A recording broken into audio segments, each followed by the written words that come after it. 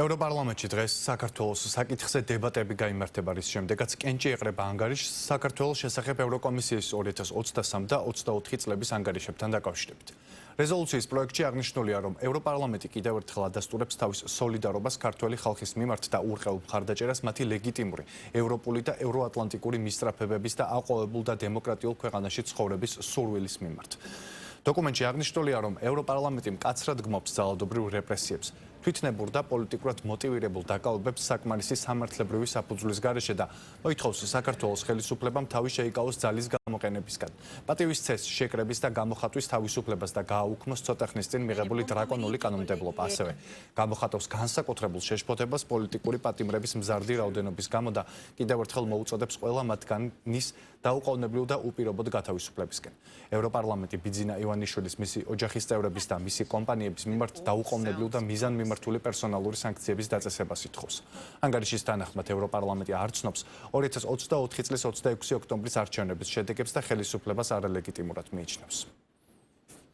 ეს მოთხოვნა კონკრეტულად ქალბატონი რასასგან არ უნდა გაგიკვირდეთ, იმიტომ რომ რასა არის IPP-ის წარმომადგენელი. IPP თქვენ იცით, რომ არის ევროპის სახალხო პარტია, რომლის ოფიციალური პარტნიორი არის UNM, ანუ ნაცმოძრაობა. ქალბატონ რასას პირადი მეგობრობაც აკავშირებს სააკაშვილთან, ამიტომ ის რომ თვითონ ამას ცდილობს, ესე ვთქვათ, რომ ხაზი გაუსვას სააკაშვილის საკითხს, ეს არც პოლიტიკურად, ანუ გასაკვირი ყოველ შემთხვევაში არ არის. მიხეილ სააკაშვილთან დაკავშირებით ჩვენი პოზიცია არის უცვლელი.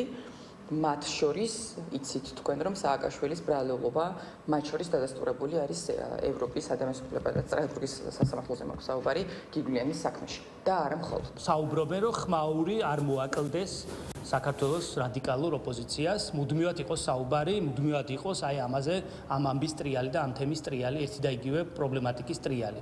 რეალურად ეს არის, რასაც ჩვენ უყურებთ სამწუხაროდ, რომ ვეცნობით ევროპარლამენტის რეზოლუციებს, რომ ვიცით რა არის ამ შექმნის კონტექსტი და მიზეზი, პირდაპირ არის სამწუხაროდ ეს რეზოლუცია განასახიერებს ძალიან ცალსახად და მკაფიოდ იმ პოლიტიკურ კორუფციას, მიკერძოებულობას და რეალობისგან მოწყვეტას, რაც არის გამეფებული ევროპარლამენტში უკვე ამდენი ხანია.